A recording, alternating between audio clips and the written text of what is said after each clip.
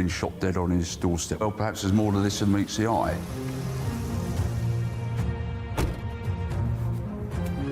Opening my contacts book for the first time to reveal the secrets of what it really takes to be a murder detective. It sounded like fantasy, but he was telling us the truth. On the front line, exposing how we solve the most heinous of crimes. If there's ever a smoking gun scenario, this is it.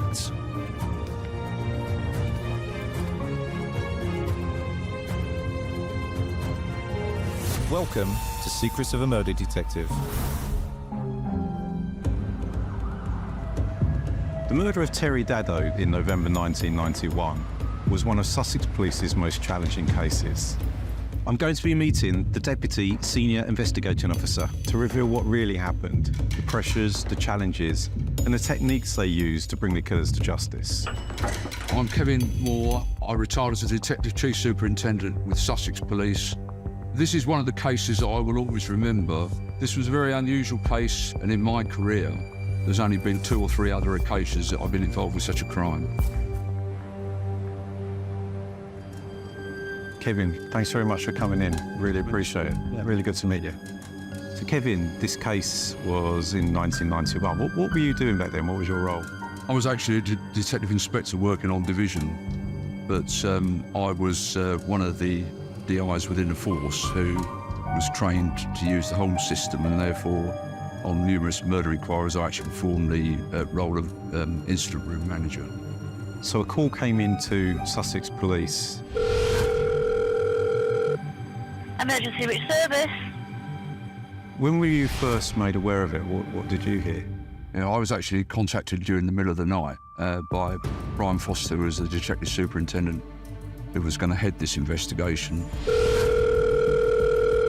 informing me that a man called Terry Dado had been shot dead on his doorstep. Brian asked me to go over to Hastings Police Station to set up the incident room and get the inquiry started.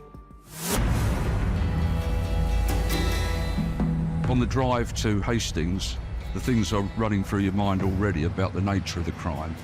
Clearly this was highly unusual insofar as it involved a shooting in a village, a very quiet village in East Sussex. What's your understanding of what happened when the police arrived? There was a 999 call received by Sussex Police from a woman who called herself Jean Dado. She was obviously very distressed. Jean explained that she and Terry had both been upstairs in bed when there had been a knocking at the door, quite loud knocking, persistent knocking. And as a result of that, she told Terry to go down and answer the door. This he did, and she then heard a loud bang, followed by what she said was a second bang. She then went to the banister rail at the top of the stairs, looked over and saw Terry laying flat on his back on the floor, just inside of the front door. Quite clearly this was a murder. There was no doubt about that. Someone had been shot and killed. What would be the procedure then that would have kicked in? Detective Superintendent Brian Foster. It was his job to put together a team to investigate the offence. Well, when I got to the scene, I was given a white outfit so that I could enter the scene so as not to contaminate any parts of the scene. I'm Brian Foster, retired Detective Superintendent. The house itself was a very pleasant-looking cottage, well-furnished, and I made a brief look around the house with forensic officers. That house is a crime scene, isn't it? Yes, exactly, yeah. So one of the first aspects of this scene they would have to deal with is a body. Certain procedures have to take place before a body can be removed. The retrieval of any potential forensic evidence from the body prior to its removal is critical at that time, because undoubtedly there is always the risk you could lose that if you don't operate speedily in that regard. The body bag is used just in case any other evidence that's on the body drops away and it can be retrieved because it's in a sterile body bag. The headmaster came in, took us to his office, and he said there's been a shooting we think it's your father, we need to go home. My name's Oliver Dado and I'm the son of Terry Dado. At that moment, you know things aren't going to be the same really for a long time, if ever. And then we got home and obviously Mum was crying and it was quite difficult because, sorry, can I take a minute?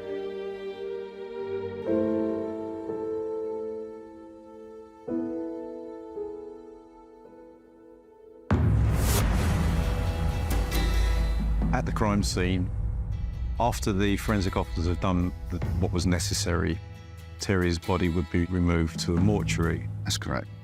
A post-mortem examination took place in respect of Terry Dado, and cause of death was established as being 2 shotgun wounds to the chest, causing massive trauma and resulting in his death.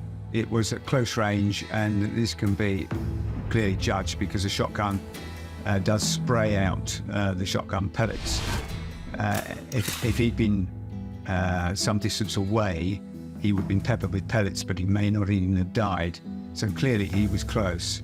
From that information from the pathologist, there's no question of it being an accident. It was a direct hit and seemingly quite professionally done.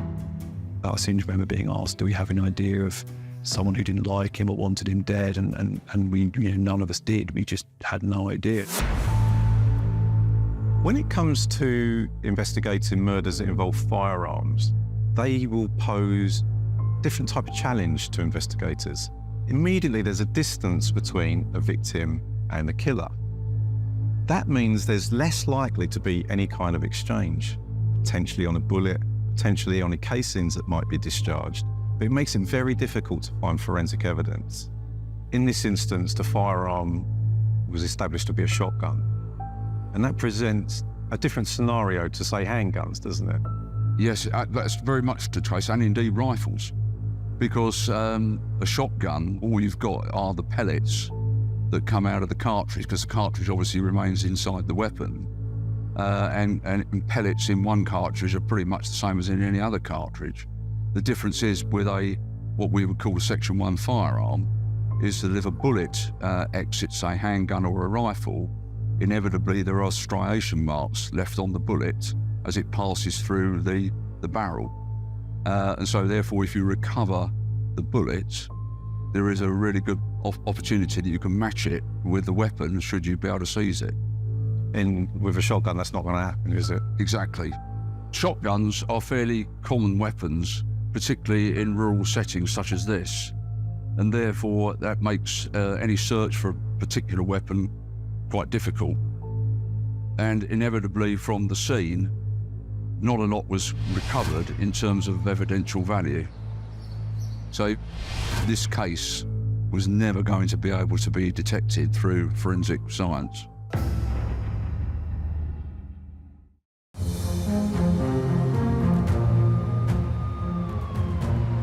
There's a saying in murder investigation: to learn how a person died, you must learn how they lived. It's sometimes referred to as victimology. And that's because most murders, there's something within the victim's lifestyle or somebody who they know that is the link to the murder. And it will be incumbent on the investigation team to try and identify that link.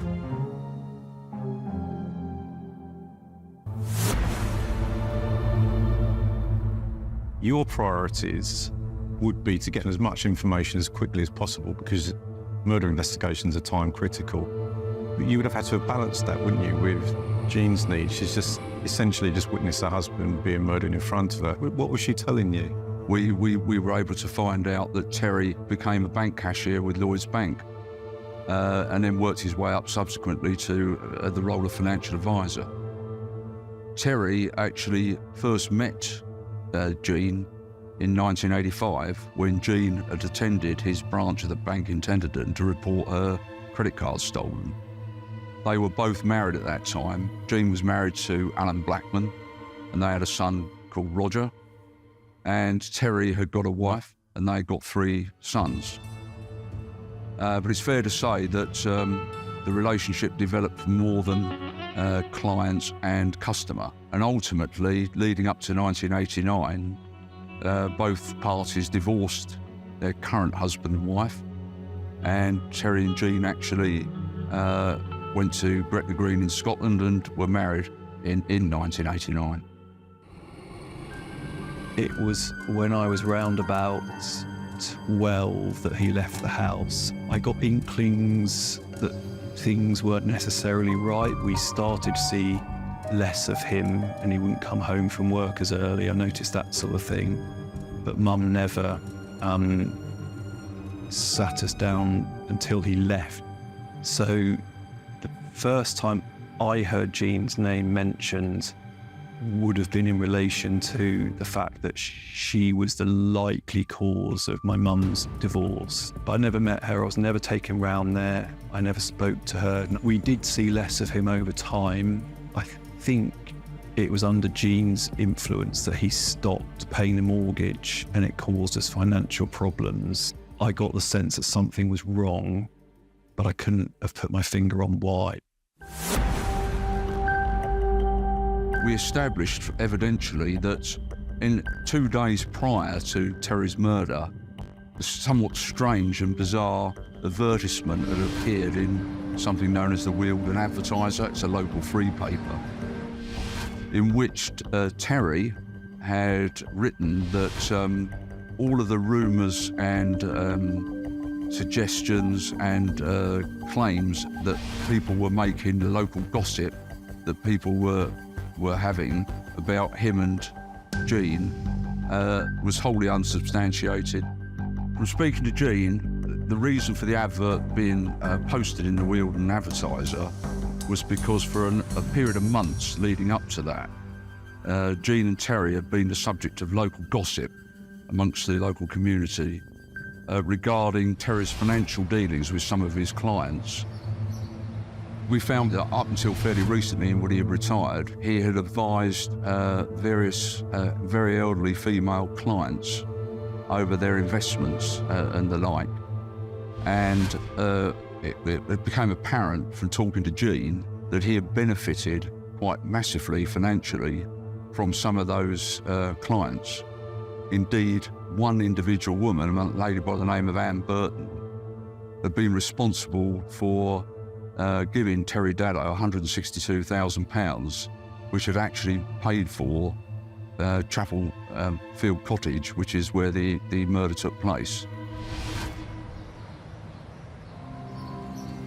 And what had gone on in the months leading up to the murder was that the family had made various complaints to Lloyds Bank, which had led to the matter being investigated, albeit that the investigation revealed that Terry hadn't actually done anything wrong. Terry and June were anxious to exonerate themselves in the eyes of the local community, and therefore decided that this somewhat bizarre advertisement would serve that purpose. What it did lead us to think was that, more clearly, that there was a possibility that his actions had resulted in him being shot.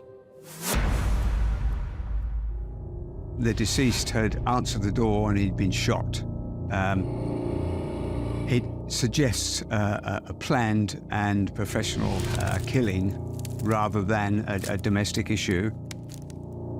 Had all the hallmarks of a murder involving a hitman. Jean Daddo, when we obviously posed the obvious question, who may Terry have fallen out with that have caused this, she named a man who was the nephew of Anne Burton. As a result of what Jean had told us, we made some background inquiries, including locating his home address. Officers attended and arrested him on suspicion of Terry Daddo's murder, and he was taken to Hastings Police Station for questioning. Fortunately, from his point of view, he was able to remove himself from the investigation anyway, because ironically, on the night the shooting occurred, he had been out socialising and drinking with a man who was ironically a former retired Kent Assistant Chief Constable. So you don't get a much better alibi than that. He obviously had a cast iron alibi and was therefore not involved in the shooting of Terry. So as a family, you go from thinking maybe we can start to get some, if not closure, at least certainty about what happened, which is the start of the journey. But you go quite quickly from that back to, okay, who did this? So the net of suspects is gradually getting smaller and smaller. The investigation wasn't going very fast or very far. We were stuck in terms of no obvious choice of suspect.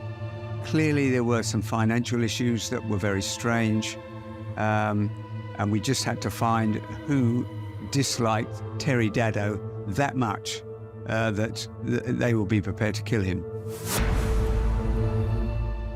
We didn't spend too much time, as I remember, gossiping or speculating. We were as confused as everyone else. When a murder occurs in a particular area, police are going to start knocking on doors. It's known as house-to-house inquiries. A strategy will be put in place which will consider which doors are going to be knocked on, which questions are going to be asked, and whether or not descriptions are going to be taken.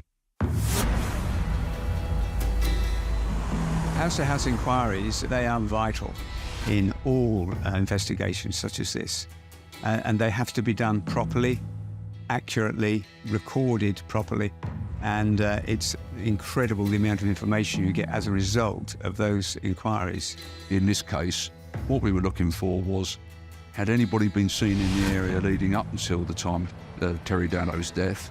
Had there been any suspicious incidents leading up to the time of Terry Dado's death? It was during the course of this questioning that the name of Adam, the Badger Man as we refer to him ultimately, came up. Because more than one person was seen on house to house. What were they saying about Adam? Well, they said that they'd either seen him very close to Chapelfield Cottage, or they had that they'd actually stopped him and asked him what he was doing, and that's when he had explained to them that he was this badger enthusiast who was looking to preserve badgers and therefore looking to move them from their current sets where building work was going to take place. I suppose in a small village like that, people are going to stand out if they're not local. Absolutely, yeah. And the fact the residents there were stopping and speak to him, he must have been on their radar, and he must Absolutely, have been yeah. suspicious to them. We also got quite a bit of information which you might regard as gossip, but it was information about Mr. and Mrs. Dado, how they were viewed in the village, and information about exactly how they lived their life. Mr. and Mrs. Dado were seen as a bit of a strange couple. It seemed that they didn't get on that well. People would be going out and bringing back this information and sharing it amongst the team.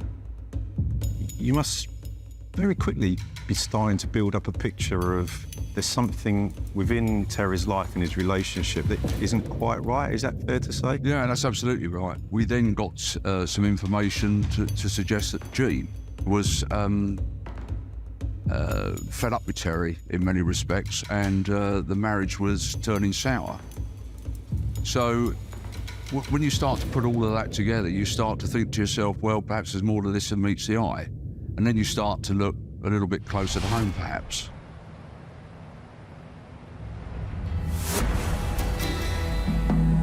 So you then start to look at the financial aspects to their lives. Several weeks before Terry's death, his will had been changed to the extent where Teresa, Terry's first wife, and his sons were basically written out of the will, and all of the benefits would go to Jean. So the timings of these matters I think, were fairly significant. What amount of money did Jean Dado stand to inherit as a result of Terry's death? Well, what we were able to establish financially was that there was around £300,000 in savings. Plus, of course, there was the value of the house itself. So she was going to benefit greatly from her husband's death? Absolutely. It made us think very clearly that there's something very suspicious going on.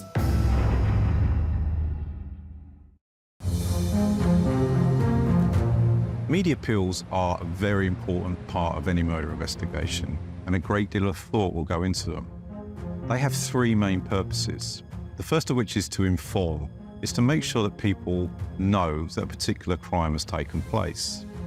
Secondly, it's to appeal for information. And thirdly, it's to reassure. It's to make sure the public know that all is being done to catch the killer.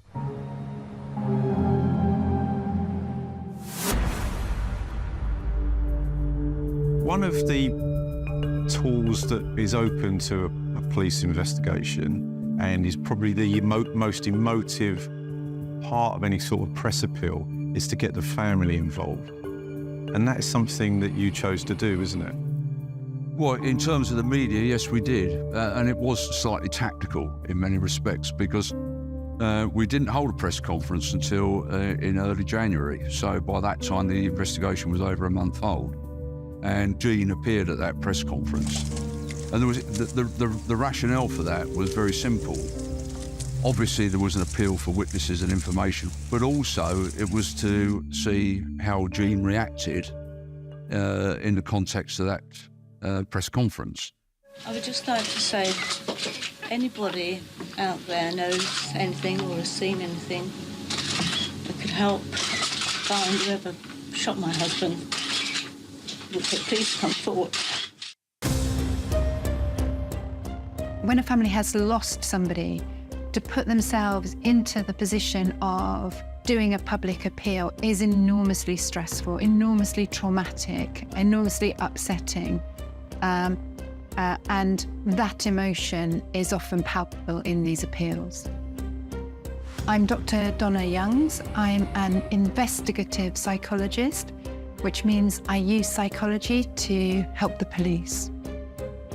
I think without exception, those that saw it thought, well, this doesn't seem to be a woman who, even though it's only just over a month after her husband has been shot dead on the doorstep, and she's not exactly forthcoming in terms of appealing for information and evidence. Anybody out there knows anything or has seen anything that could help find whoever shot my husband. Human beings are very good at recognising faked emotion, and there's something about Jean's public appeal which just doesn't ring true. No new leads emerged from the press conference itself, and the focus therefore returned to looking at the financial affairs of Terry and Jean. And what we were able to find out was that, bizarrely, £12,000 in cash had been withdrawn from the joint account and had been kept at home. When she was asked what she did with that, she claimed that she put it in a box and strangely enough, put it up the chimney breast in the lounge. And when we asked, well, is it still there? She indicated that, yes, it was. So, in fact, I was in the house and we searched the chimney breast, and sure enough, we found a shoebox, but there was no money in it. At which stage Mrs. Dado accused me and everyone else involved of stealing her money. 9 times out of 10, the murderer is known to the victim. So we really need to hone in on who knows the Dados and could be possibly responsible for this killing. So it inevitably led us to look more closely, I suppose, at Jean herself and indeed her son, Roger Blackman, from her first marriage. Roger had an inbuilt dislike of Terry for the fact that Terry has been responsible for the breakup of his parents' marriage. We heard from his girlfriend how much he hated Terry Dado, and there was even discussion, according to her, that it would be good to get rid of Terry Dado. So he was very much on our radar, and we were looking at all his associates to see whether or not we could find more information about him. What we were able to find was that he was a fairly significant middle-tier drug dealer. And we got this from a number of sources. And we found out from this that one of the individuals that he had supplied was a man called Robert Bell. Now, Robert Bell's middle name was Adam.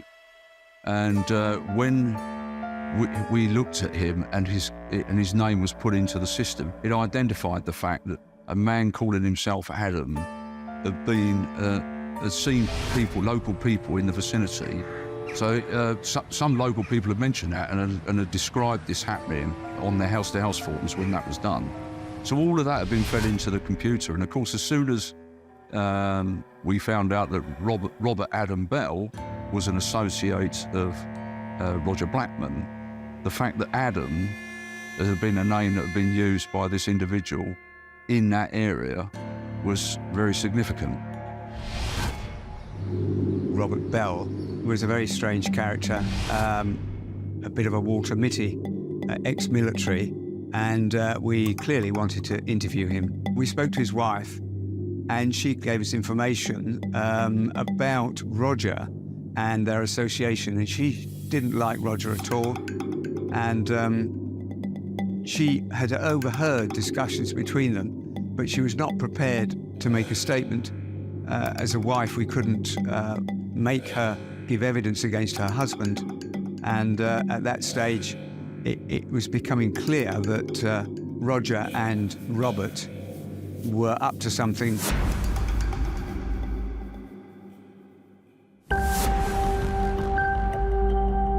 So now your inquiry is now moving on.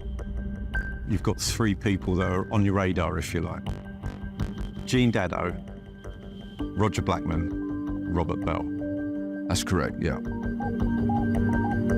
The trio here is really interesting because we've got 3 very different driving narratives intersecting.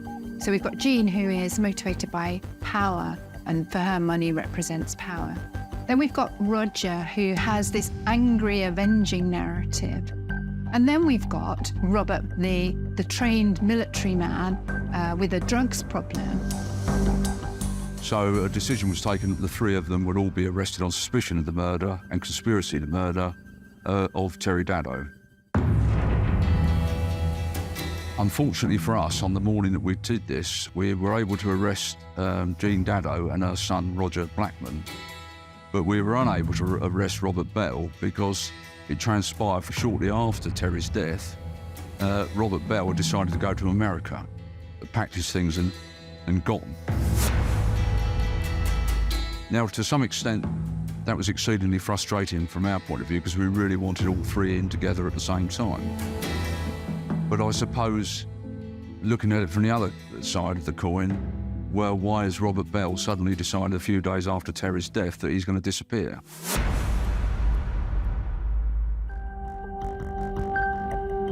Jean had done such a good job of playing the grieving widow that to be told she'd then been arrested, you're left to then piece together their relationship and what on earth has gone on here. You're still confused as to why someone would go on TV asking for witnesses to a murder that they'd committed, so you're trying to get your head around many things which don't add up.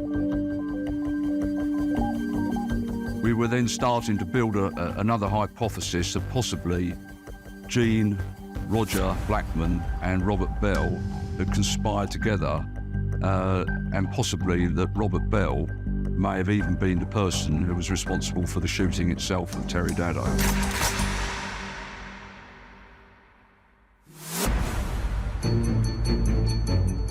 An important stage of any murder investigation where somebody's being arrested is their interview. What you're hoping for is them to commit to a story, isn't it? Absolutely. So in custody, Jean Dado was interviewed by 2 of your officers. What did she tell them? Well, she pretty much stuck to her story, and at no time did she offer any suggestion that she was involved in Terry's murder. We did put the things to her about the fact that we thought she was instrumental in setting up Terry's killing. Obviously, we weren't in a position where we could corroborate that in any other way. Without Robert Bell being present and being able to be interviewed, we were stuck really because we'd only got the 2 of the 3. What did Roger Blackman tell you? Well, Roger Blackman offered up the fact he didn't like Terry and he saw him wholly responsible for the breakup of his mother and father's marriage. So therefore his attitude was, well, I'll admit that there's no love lost, but I'm not involved in his death. Following questioning Jean and Roger, there was insufficient evidence at that stage to formulate any form of charges, and therefore both Jean and Roger were released on bail because we desperately needed at the same time to be able to interview Robert Bell, we felt. Because of his military background, he had been a Lance Corporal in the military previously.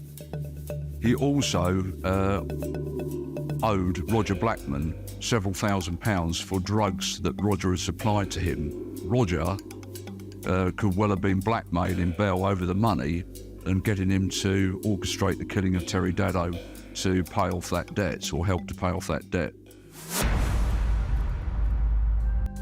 From this point onwards, a lot of our time was spent trying to trace and get hold of Robert Bell and try to convince him to return to the UK. It would be fair to say that this was a bit of a frustrating time at this point of the investigation, because clearly we were unable to proceed further without being able to interview Robert Bell. Fortunately, it didn't last for that long, because within a week or 2, we were contacted by Robert Bell's wife to say, in fact, he had returned. He went to Robert Bell's house. He wasn't immediately in the vicinity, but he was nearby, and we were able to arrest him.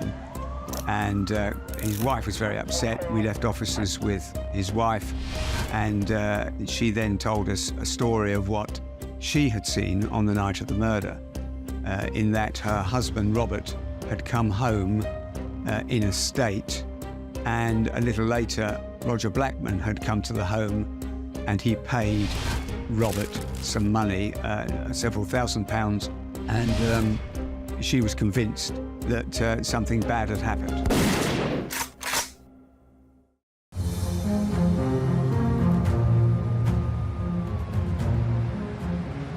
When police investigate a murder, they don't actually have to prove somebody's motive when they go to court. That's not one of the points they have to establish. But understanding why someone chose to take another person's life is important, none more so than for a jury. If someone's going to convict someone of a murder, it makes it much easier to make that decision if you can understand why someone committed that murder. You go track down Robert Bell, and he's now under arrest. And then we arrest the other 2. So now you've got all 3 in custody. Yeah. This is obviously was a significant step forward, because we had all 3 suspects in custody at the same time, and we were able to interview them and gain their various accounts, and then see where any discrepancies lie in relation to those accounts given.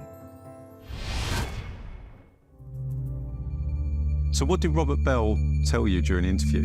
Well, Robert Bell was interesting because he virtually told us the story as we knew it, even implicating himself insofar as being the Adam, the Badger Man, and saying he had been approached by Roger Blackman to carry out the killing of Terry Dado, and the fact that he had been offered £12,000 to do that, and the clearance of his drug debt, where he owed Roger Blackman several £1,000s. The sum of £12,000 being mentioned was obviously hugely significant, because we knew that literally a matter of weeks prior to Terry's death, Jean had withdrawn £12,000 in cash. He actually put himself at the scene on numerous occasions where he was in possession of the shotgun, but on each occasion that he went there, he actually bottled it and didn't do it, didn't carry out the deed. His argument was I didn't fire the fatal shot because at the end of the day I bottled it, and I think it was Roger Blackman that actually did it in the end. Bell also told us that it was that the whole hit aspect was planned and created by Jean in an effort to get rid of Terry and to benefit financially from his death. And there was another occasion where Robert told us Terry and Jean had gone down to Devon for a holiday, and they stayed in a guest house. And Jean had written on a small card which advertised the guest house and sent it to Robert Bell. And on the back she had written, "This is where we are, come down and kill Terry now," or words to that effect. So he did in fact travel down there, and on the way he purchased a crossbow, and but when he got there he didn't get the opportunity, seemingly. And we were able to trace where in fact he had purchased the crossbow. It sounded like fantasy, but he was telling us the truth. But he said, "I was never going to really do it, I was just going along with them." The people who lived there and ran the guest house had moved to France, and it was important, we felt, to get a copy of the card where they advertised their property. And so we contacted the French police and asked them to see whether or not they still had any. So your jigsaw was starting to take shape, wasn't it? Oh, absolutely. It's manna from heaven for us, because this was the missing link that we had been looking for. And of course, even in our wildest dreams, we didn't really think he was going to come across when he did come back and say all of this. It's quite a point for a murder investigator, isn't it, to go to the Crown Prosecution Service? When you get the final nod from them to say, yeah, go ahead and charge conspiracy with all three, and both Robert Bell and Roger Blackman with the murder itself, clearly it's almost like a huge weight's lifted off your shoulders, that actually there's a good chance of securing a conviction here based on the evidence you've managed to gather. Then yes, you're very pleased about that. When somebody's charged with an offence, the police have to make a decision whether they keep them in custody to take them before a magistrate's court, or they bail them out and they go there of their own volition. Murder's slightly different, isn't it? Yes, it is, and always has been, because in a case of murder, there's a presumption initially of no bail, and therefore the magistrate's court on this occasion remanded all three into custody.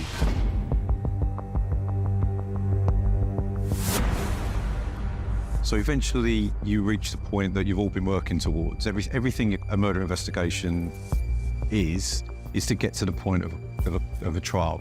All your work is focused on the trial, and you're there as a team. Yeah, that's correct. They appeared at Hove Crown Court in 1993, and there was an 8-week trial.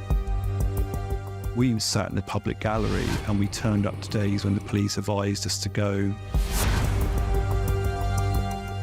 So during the trial, what evidence came out from the defence? Well, each of the defendants still maintained their innocence of the act itself. Jean Dado stuck to her guns and basically said she was not involved in any form of conspiracy to murder her husband. The guest house inquiry and the card on which Jean was alleged to have written on the back of to indicate to Robert where he could go down and kill Terry Dado was quite important at the trial, because whilst Jean was actually in the box giving evidence, it's incredible to say, but I received the card from France at that time. She was actually in the box. Somebody delivered it to me at the court. I rushed it to our barrister, Camden Pratt, and he presented it to Jean while she was giving evidence in the box. And the piece of theatre was that she immediately turned the card over to see if it was the same card that she'd written on. You could almost hear the jury gasp. She didn't come across as very credible to me, and never once showed any remorse that I saw. When it came out that she'd waited 15 minutes between the shooting taking place, which is obviously witnesses hearing the gunshot and so on, and her calling the ambulance, that's the moment at which you think, if there's ever a smoking gun scenario, this is it.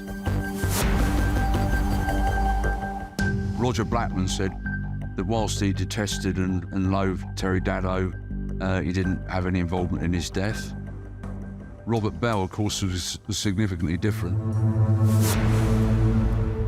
And Robert told us the whole story, which in many respects was quite incredible, in that he had made several attempts to kill Terry, but that he never intended to do it. He said that one of the attempts on Terry's life was through drugs. They were going to poison him.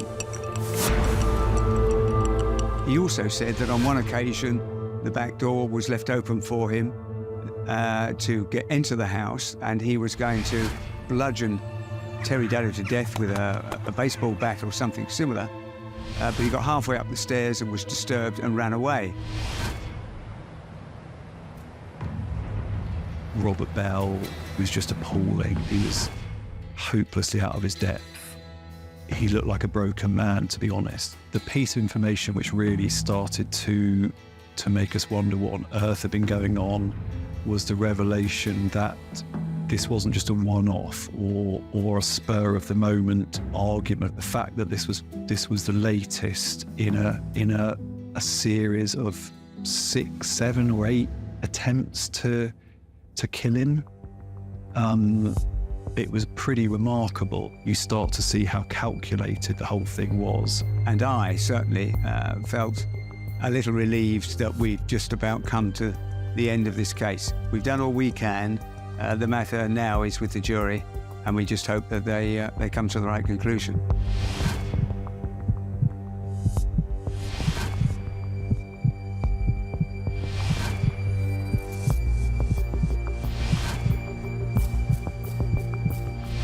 What did they come back? What was their findings? It was a unanimous decision.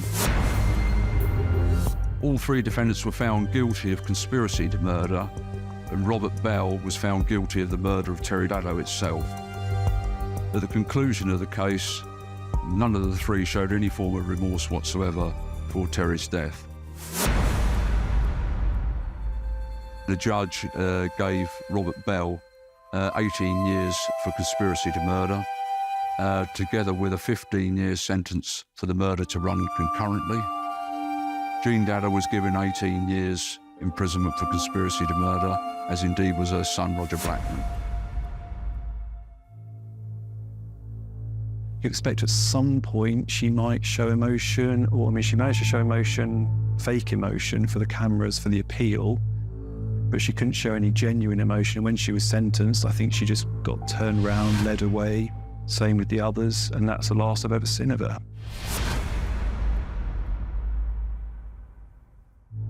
In terms of an investigation, this wasn't a simple one. You didn't have DNA, you didn't have fingerprints, and in 1991 you couldn't avail yourself of mobile phone usage, which plays a central part in most modern murder investigations. What you had to do was rely on good old groundwork, detective work, getting out there and finding the evidence yourself. In a way, I felt sorry for Robert Bell because he got involved with a couple of quite evil persons. He didn't want to do it, I don't think, and eventually he was persuaded, pressured or frightened into it, and he did it. In contrast, Jean and Roger clearly were the evil minds behind this death. And between them, they got their heads together to commit this awful crime. It would be fair to say that at the end of the trial, we were, as an investigation team, we were duly satisfied. It had been a fairly long and protracted and difficult investigation in many respects. There is a great satisfaction in doing a job properly. We would refer to it as taking bad people off the street. It is helping society. It is important.